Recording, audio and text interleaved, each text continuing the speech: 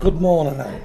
I know morning. your name's Anne because you've just had a little short talk to me. What's your surname? I've never known that. My surname is Morrison. Morrison? Not to do with the The supermarket. supermarket giants? No.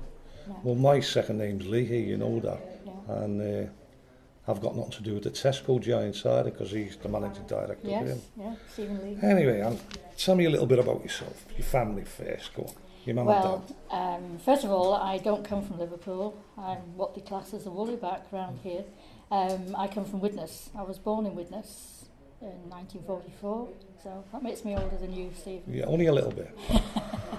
My family, there was 8 of us originally. 2 children died. I had 3 brothers and 2 sisters.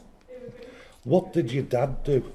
My dad was a barber. He was in the army and then he was a barber. Yeah, and your mother, did she have an occupation? My mother, before she married, she was in service and then she worked in a shirt factory.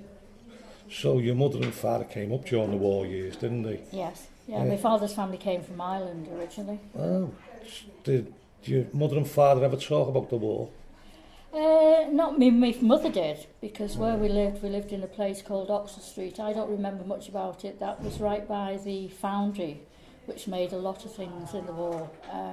Like bullets and everything? Yes, and we were bombed a lot around there. And my mother told me about, like the air raid shelters and bombs dropping sort of around us, because Widnes, with it being on the Mersey and near to Liverpool, if they didn't bomb in Liverpool, they'd get rid of some of the bombs on the way out. You have to just drop them. Yes. Yeah, I understand that. To bomb around, unless they're actually aiming for the foundry and for Ditton Road, where there was a lot of industry.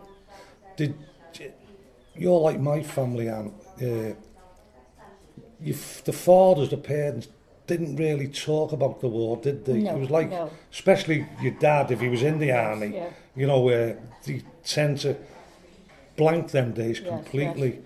Yeah. Well, my father never talked very much at all about anything. My father was a little bit arrogant, and the most memory of my father was sitting behind a paper, and if you talked too much, he'd sort of look down with his glasses as if to say, right, you're intruding on my day, and he was very, very strict. Was he? Yes.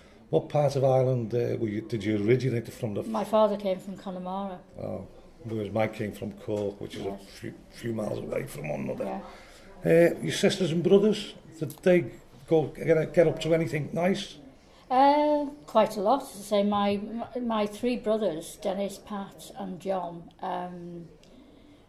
Pat was the youngest. Pat was went at school, as I say. He was a good artist.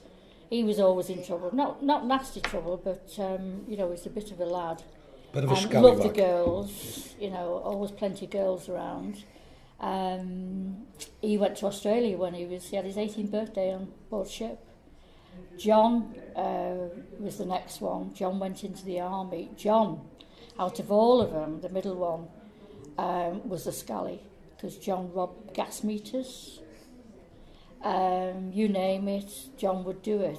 And John ended up as a warrant officer in the army, and really, worked in Oman. And Dennis was the plodder, the eldest. He was the worker. He was in the army, and then he went to work on the American base. There's one thing you say about him robbing gas meters there. I think it's all wrong, Know that Lingford Christie?